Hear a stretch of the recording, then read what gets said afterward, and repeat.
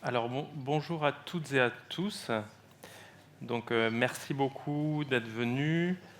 Je pense qu'on est tous très très heureux d'être ici. C'est une chance inouïe d'avoir autant d'expertes, d'experts, de pouvoir les écouter en présentiel, de pouvoir échanger avec eux et en même temps d'avoir dans un lieu unique des acteurs des opérations, des acteurs du soin, nationaux, européens, des industries innovantes et des chercheurs et des chercheuses de très haut niveau. Et ça devient relativement rare d'échanger en personne avec autant d'experts, et je pense que c'est vraiment d'une richesse folle. Et moi, ce qui m'intrigue énormément, c'est que j'aimerais bien savoir ce qui va en ressortir dans 5-10 ans, à quel point ça va impacter nos manières de faire, à quel point ça va impacter nos politiques, parce que souvent, on réalise a posteriori, 5 ans après, que dans certains lieux, dans certains congrès, dans certains symposiums, finalement, on a planté des graines qui ont germé et qui ont dessiné les parcours de soins actuels. Donc encore merci aux externes, aux internes du groupe Clariane. Et on va vous faire une petite introduction avec Anne-Charlotte. Donc je représente la direction médicale du groupe, Anne-Charlotte, la direction digitale. Et vous savez que c'est deux entités qui ne peuvent plus fonctionner indépendamment l'une de l'autre aujourd'hui. Alors qu'est-ce qui nous préoccupe ? La société évolue, rien de neuf. Le système de santé évolue aussi, mais un peu moins vite. Et ça, c'est dérangeant. Jusqu'à présent, on a capitalisé sur un système de santé performant, qui est né dans l'après-guerre, grosso modo, mais performant, mais très curatif, très passif, très réactif. Et surtout, on est passé d'une médecine individuelle et irrationnelle après l'evidence-based medicine, à une médecine beaucoup plus rationnelle, mais basée sur des moyennes et des écarts types. Et ce qu'on a des difficultés à faire maintenant, la transition qu'on n'a pas encore réussi à faire, c'est la vraie médecine préventive, proactive et personnalisée. On en parle beaucoup, on arrive à designer des parcours qui semblent ressembler à ça, mais concrètement, on n'a pas su le passer à l'échelle. On n'arrive pas à revenir vers l'individu. On a les concepts, mais on n'a pas le passage à l'échelle, la dissémination. Donc, qu'est-ce que finalement un groupe comme Clariane peut faire ou doit faire ? Est-ce qu'on est à notre place ? Est-ce qu'on a un rôle à jouer dans l'innovation, dans la recherche ? On peut se poser la question de manière très légitime. Donc, première chose, qu'est-ce qu'on doit aux patients ? Clairement, nous devons apporter aux patients, dans les années qui viennent, à l'échelle 5 à 10 ans, des parcours de soins clairement différents de ceux qu'on connaît aujourd'hui. Des parcours de soins a priori hybrides, distanciels et présentiels, beaucoup plus personnalisés, beaucoup plus précis, beaucoup plus proactifs. Ça, c'est la première chose. Et clairement, ça, on ne saura pas le faire seul. Parce qu'il faut effectivement les designer, ces nouveaux parcours, mais il faut également qu'ils se reposent sur une base rationnelle et scientifique. Donc on a besoin du monde scientifique pour nous accompagner, pour valider ces parcours. Et nous, de notre côté, ce qu'on peut faire, c'est aider à construire le modèle économique pour que ce soit pérenne, qu'il y ait un tiers payant ou non, mais également pour réussir ce passage à l'échelle, passer du pilote à la dissémination régionale, nationale, internationale. Ça, c'est ce qu'on doit aux patients. Et ça, on ne peut pas le faire sans le monde scientifique et académique, et on ne peut pas le faire sans les entreprises innovantes, parce que le parcours de demain, il sera présentiel et distanciel, donc mixte, digital, où il ne sera pas. On ne peut plus se reposer sur les modèles qu'on connaît. Ne serait-ce parce qu'on doit passer de la photographie à la vidéo, et pour ça, il faut intégrer de manière systématique le télésuivi ou la télésurveillance médicale, par exemple. Le deuxième point, c'est qu'est-ce qu'on peut apporter aux académiques et industriels. Les patients, on leur doit. Les académiques et les industriels, on se positionne comme réseau support. Qu'est-ce qu'on peut leur apporter ? Aux académiques, on peut leur apporter une chose très précieuse, ce sont les données de vie réelles, les données massives de vie réelle, notamment les PROMS, les PRUMS, l'expérience patient. Parce que si on est bon dans la gestion de la donnée, si on arrive à extraire de la donnée massive de nos réseaux de soins de manière rapide, efficiente, précise, c'est une mine d'or pour les chercheurs. Et notamment pour dessiner, évaluer et faire évoluer les parcours, les fameux parcours hybrides. Et les parcours de médecine personnalisée, si tant est qu'on arrive à les faire passer à l'échelle. Et qu'est-ce qu'on peut apporter aux industries innovantes? Un peu la même chose, à savoir le passage du pilote à la dissémination à grande échelle. C'est le plus dur, sortir du bac à sable. On sait très bien qu'il y a beaucoup de choses prometteuses en laboratoire, beaucoup de choses prometteuses en living lab, mais c'est très difficile de passer à l'échelle, de lever les verrous d'usabilité, de pérennisation économique, etc. Et clairement, nous sommes en train, depuis maintenant plus de 2 ans, notamment avec l'équipe d'Anne-Charlotte, de nous armer pour pouvoir accompagner les industriels pour passer directement à un niveau national ou international.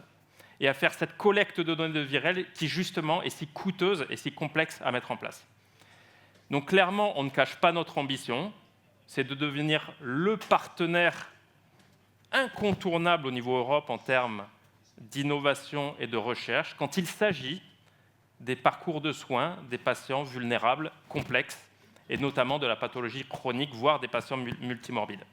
Donc on est très très content d'être ici, parce qu'à titre personnel, ça nous enrichit beaucoup, mais parce qu'on pense aussi que notre feuille de route, on ne peut pas la dessiner tout seul, et on ne peut pas la dessiner sans tous ses partenaires.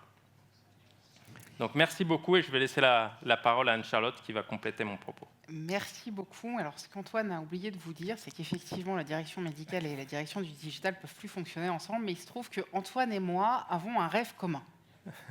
Et on l'a découvert il n'y a pas si longtemps que ça.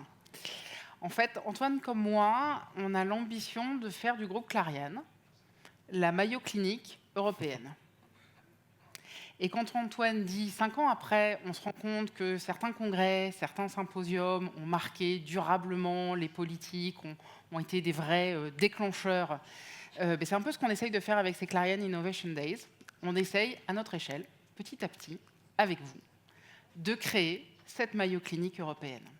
Parce que oui, comme tu l'as rappelé, Antoine, Clariane se positionne aujourd'hui comme une plateforme européenne d'expérimentation et de déploiement des innovations en santé. Notre ambition est assez claire, tu l'as aussi rappelé, c'est de conjuguer l'excellence scientifique, l'agilité opérationnelle, c'est peut-être tout ce qui est un peu plus compliqué, et l'impact social, et ça je crois que c'est ce qui nous réunit tous, pour transformer durablement la prise en charge. La prise en charge dans de nombreuses activités. Aujourd'hui, ce qui nous préoccupe ici à Barcelone le 25 et 26 novembre, c'est la prise en charge en psychiatrie. Et c'est ce qu'on veut vraiment incarner avec ces Clariane Innovation Days. C'est ce que Clariane incarne aussi très concrètement. Ce ne sont pas que des 20 mots. Tout ce que Antoine a rappelé sur ces 3 dimensions, les patients, les partenaires académiques et les entreprises innovantes. Vous avez pu les voir tout à l'heure, ou vous pourrez les voir un peu plus tard, sur le stand Clariane. Vous avez pu voir plusieurs projets, dispositifs innovants, qu'il s'agisse de la prise en charge du grand âge et de la longévité, qu'il s'agisse de la prise en charge du diagnostic de la prévention en santé mentale ou en neuroréhabilitation, ou alors de venir en soutien aux personnes sans lesquelles tout ça ne serait pas possible, c'est-à-dire les soignants. Donc, on a eu Alcediag, vous avez eu la plénière tout à l'heure, il y a eu aussi un pitch qui a été fait. Vous avez eu sans doute le pitch sur EDRA et sur comment on fait la télésurveillance des troubles de l'humeur. Avec Sooma, qui est une start-up avec qui nous collaborons grâce au concours de l'EIC, qui est une émanation de la Commission européenne sur la neuromodulation. Il y en a tant d'autres. Et on a aussi présenté des innovations qui nous tiennent particulièrement à cœur. Pourquoi ? Parce qu'on les a construites en interne. On les a construites donc, à la Digital Factory, donc avec Koala, qui est ce dispositif révolutionnaire, c'est-à-dire donner un smartphone à chaque personne dans un établissement pour pouvoir effectuer son travail de manière beaucoup plus fluide, beaucoup plus simple, beaucoup plus légère au sens où on allège le fardeau administratif et on rend du temps soignant, du temps médical, du temps d'accueil, tout simplement du temps humain. Et pourquoi c'est aussi révolutionnaire, Koala ? Alors, le smartphone, ça n'est pas tant que ça. Mais parce que, ce faisant, on collecte les fameuses datas dont parlait Antoine.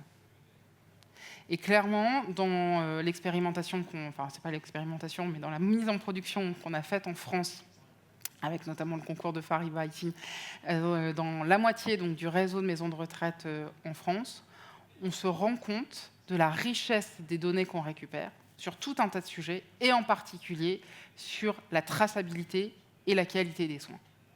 On pensait qu'on était bon. On a découvert qu'on n'était pas forcément aussi bon qu'on le pensait, mais maintenant on peut mesurer notre progression sur la traçabilité des soins.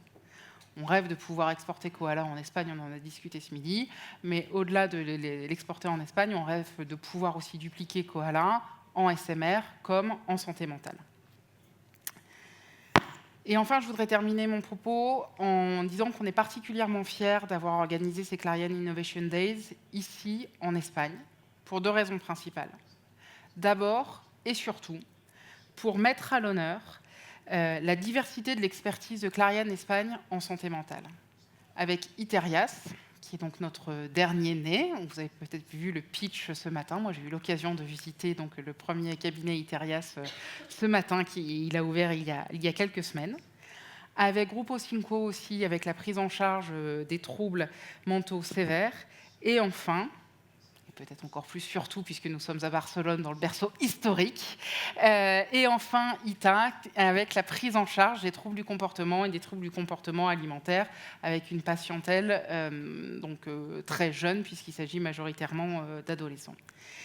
Donc ça, c'était la première raison et sans doute la principale. Et la deuxième raison aussi, parce que chez Clariane Espagne, on a la chance d'avoir un comité de direction, des opérationnels, des psychologues, des psychiatres, des soignants qui sont extrêmement tournés vers l'innovation. C'est un bonheur de travailler avec eux, avec vous, parce que vous êtes toujours ouverts, vous nous proposez énormément de choses et on a bien vu ces derniers temps des publications, notamment avec Alcidia conjointes, sur nos sujets de santé mentale qui nous préoccupent, et ça, c'est grâce à vous, et donc on vous en remercie.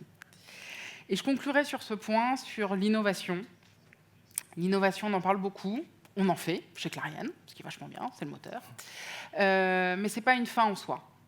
Pour nous, l'innovation est un engagement de mission, un engagement puissant pour repenser ce qui est certainement la principale préoccupation de santé publique du XXIe siècle. Je ne vous étonnerai pas en disant que c'est la santé mentale. Nous avons besoin de l'innovation pour aider à prévenir, pour aider à améliorer le diagnostic, pour réduire l'errance thérapeutique, pour aider à améliorer la prise en charge, dont le docteur, alors j'ai pas retenu son nom de famille, le docteur Aaron, je vais l'appeler comme ça, nous a... Non mais c'est vrai, son speech était très éclairant sur qu'est-ce que ça veut dire de vivre avec un TDAH. L'innovation va nous aider donc aussi à améliorer la qualité de vie des patients, et je crois que ça aussi c'est un grand impensé de nos politiques publiques. Et en tant qu'acteur privé européen, futur maillot clinique européenne, on a ce devoir d'aller améliorer cette qualité des patients et d'enfin de repenser les parcours grâce à la donnée qu'on récolte petit à petit. Nous sommes convaincus que c'est ensemble, en croisant les regards, les expertises de scientifiques, d'opérationnels ou juste de fonctions support, comme la direction du digital par exemple, que nous pourrons relever ces défis pour encore et toujours prendre soin de l'humanité de chacun dans les moments de fragilité qui, chez Clariane, vous le savez, est notre raison d'être. Je vous remercie de votre attention. Avant de terminer, je voudrais ne pas oublier de remercier les personnes sans qui cet événement n'aurait pas été possible. Alors, je vais en nommer quelques-unes, j'espère, mais je compte sur toi, surtout, Antoine, pour compléter. Je voudrais évidemment nommer Nicolas Jurado et Dolores Montaner, qui forment une équipe de choc et qui ont rendu ce symposium possible. Je voudrais remercier Tony Grao parce que le WeMind Forum, la collaboration avec le WeMind Forum, c'est à toi qu'on le doit, et donc la dossier à ces Clariane Innovation Days, évidemment, c'était une excellente idée, donc merci infiniment. Muchas gracias, Tony. C'est là que je passe la parole parce que je ne sais pas qui. Et donc Antoine, qui est-ce que j'oublie ? Je suis très mauvais pour ça, je ne prends jamais ce risque, donc je ne compléterai pas. Mais peut-être un petit dernier mot sur la donnée. Oui, Alexis, évidemment, Alexis Bourla, mais il n'est pas là, donc Si. il est puni. Ah si. Un des piliers de la direction médicale Clariane Group. Donc peut-être pour juste un seul mot sur la donnée, c'est quand même très très important. Comme l'a dit Anne-Charlotte, on a pris ce virage de la donnée, de la captation, de la structuration et de l'exploitation de la donnée massive de vie réelle et notamment de l'expérience patient, de la qualité patient. Nous sommes une entreprise à mission. C'est-à-dire que cette donnée, non seulement évidemment, on va la collecter, la traiter dans le respect les plus rigoureuses européennes, l'Europe qui est plutôt en pointe dans le monde de ce point de vue-là, mais également avec une surcouche éthique Clariane que l'on va s'imposer à nous-mêmes. Et cette donnée, elle est là pour vous. Autrement dit, cette donnée, nous comptons sur vous, académiques, chercheurs, industrie innovante, pour l'exploiter à bon escient. Et on a déjà eu quelques runs d'essais, notamment avec l'INSERM en France, où on a commencé à exploiter des grandes bases de données relativement uniques au monde. Et donc vraiment, ce n'est pas un trésor qu'on va garder précieusement, ça n'aurait aucun intérêt. Donc si on collecte cette donnée, c'est justement pour faire des travaux scientifiques d'innovation académique de grande envergure, extrêmement ambitieux, et j'espère bien qu'on sera en mesure de les présenter lors des prochains Clariane Innovation Day, peut-être pas les prochains, mais lors de prochains Clariane Innovation Day, de présenter des travaux conjoints, communs, avec le groupe Clariane, avec des académiques, des chercheurs, et pourquoi pas avec des entreprises innovantes quand c'est pertinent. Merci beaucoup de votre Merci attention. beaucoup. On vous souhaite une très belle après-midi. Et place maintenant aux plénières.